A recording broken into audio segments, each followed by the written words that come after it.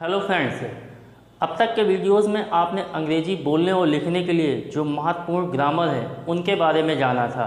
अब हम बात करेंगे अंग्रेजी में शब्दों के निर्माण कैसे होते हैं। तो अंग्रेजी में शब्दों के निर्माण दो महत्वपूर्ण चीज़ों से होते हैं, प्रीफिक्स और सफिक्स से।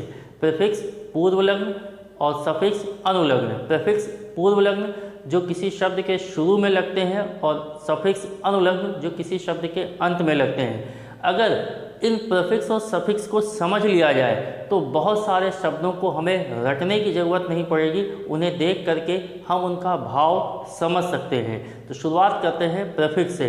तो अंग्रेजी में जो महत्वपूर्ण प्रीफिक्स हैं जिनका प्रयोग हम शब्दों को बनाने के लिए करते हैं, उनमें सबसे पहले है टेली। टेली एक प्रीफिक्स है जो किसी शब्द के अगर शुरू में आया होगा तो उस शब्द का मतलब दूर से होगा। जैसे कि टेली इज अ प्रीफिक्स जिसका मतलब दूर से होता है, जैसे कि टेलीफोन,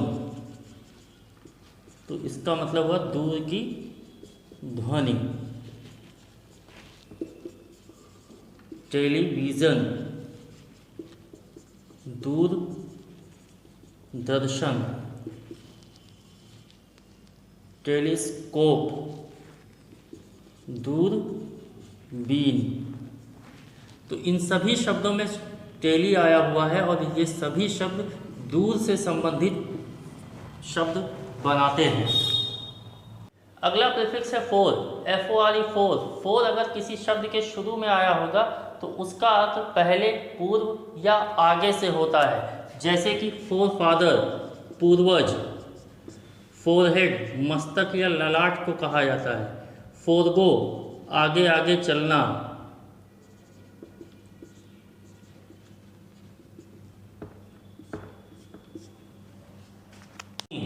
ओमनी अगर किसी शब्द के शुरू में आया होगा तो उस शब्द का भाव सर्व या सब कुछ से संबंधित होता है। जैसे कि ओमनी प्रेजेंट, इसका अर्थ होता है सर्व विद्यमान, जो सब जगह पर उपलब्ध हो या सब जगह उपस्थित हो।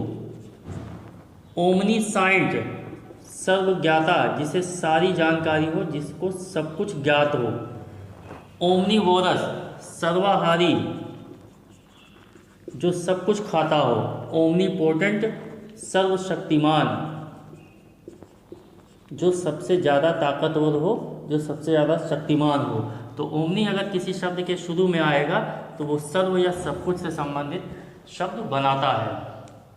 दो बहुत ज़्यादा प्रयोग में आने वाले प्रीफिक्स हैं प्री और पोस्ट। प्री अगर किसी शब्द के शुरू में आएगा तो उसका अर्थ भाव पहले, पूर्व या आगे से होता है। जबकि अगर पोस्ट अगर किसी शब्द के शुरू में आया होगा तो उसका अर्थ बाद से होता है। जैसे प्री की बात करें तो प्रोसीड आगे बढ़ना, प्रिकॉशन पूर्व से या पहले से चिंता होना, प्रीपेड जिसका भुगतान पहले किया गया हो। पोस्ट शुरू में आएगा तो बाद से संबंधित शब्द बनाता है। जैसे कि पोस्ट पेड जिसका भुगतान बाद में किया जाए। पोस्टपोन बाद के लिए स्थगित किया जाना। पोस्ट मीडियट दोपहर के बाद के समय के लिए कहा जाता है।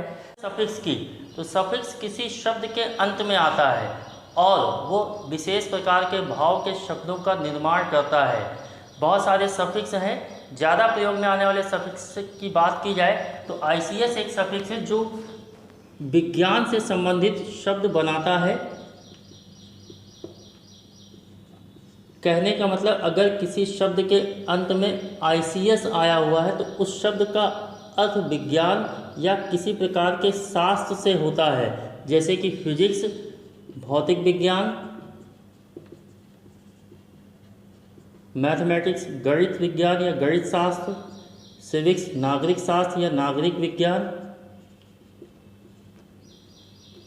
फोनेटिक्स ध्वनि विज्ञान। इसी तरह से है डायनेमिक्स गति विज्ञान, स्टैटिक्स स्थैतिक विज्ञान। तो ICS अगर किसी शब्द के अंत में आएगा तो वो विज्ञान से संबंधित शब्द बनाएगा। इसी तरह से है लॉजी, LOGY। LOGY भी अगर किसी शब्द के अंत में आया होगा तो उस शब्द का अर्थ विज्ञान से संबंधित होता है। जैसे कि जूलॉजी, जियोलॉजी। जूलॉजी जंतु विज्ञान, जियोलॉजी भूगर्भ विज्ञान, इसी तरह साइकोलॉजी मनोविज्ञान। तो लॉजी अगर किसी शब्द के अंत में आया होगा तो वो कोई ना कोई विज्ञान से संबंधित शब्द होता है साइड, CIDE अगर किसी शब्द के अंत में आया होगा तो उस शब्द का अर्थ मृत्यु से संबंधित किसी शब्द से होता है, जैसे कि सुसाइड आत्महत्या, पैट्रीसाइड पिता का हत्यारा, मैट्रीसाइड माँ का हत्यारा, फ्रैट्रीसाइड भाई का हत्यारा, रेजिसाइड राजा का हत्यारा, जेनोसाइड कुल या वंश का हत्यारा। तो साइड अगर आएगा तो उस शब्द का भाव हत्या या मृत्यु से होता है। अगला सफिक्स है क्रेसी, CRACY। क्रेसी अगर किसी शब्द के अंत में आया होगा तो उस शब्द का भाव शासन या सत्ता से होता है, जैसे कि ऑटोक्रेसी निरंकुशता या निरंकुश शासन, डेमोक्रेसी प्रजातंत्र जहाँ पे जनता का शासन हो, ब्यूरोक्रेसी नौकरशाही जहाँ अधिकारियों का शासन हो, एरिस्टोक्रेसी रईस या अमीर लोगों का शासन या अमीरों की सत्ता कहा जाता है। पेड जो प्रीफिक्स और सफिक्स दोनों का काम करता है और पेड के आने पर शब्द का भाव पैर से संबंधित होता है, शब्द का जो अर्थ होगा वो पैर से संबंधित होगा।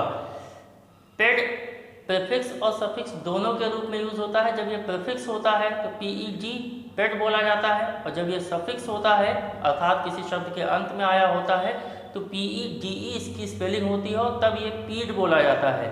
जैसे कि पेड एज अ प्रीफिक्स और एज अ सफिक्स पीड, जैसे कि पेडल तो शुरू में PED आया है पेडल और इसका अर्थ होता है पैर से चलने वाला।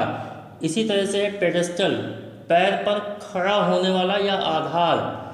इसी तरह से पेडेस्ट्रियन पैदलगामी, और अगर ये अंत में आएगा तो पीड बोला जाता है, PEDE इसकी स्पेलिंग होती है।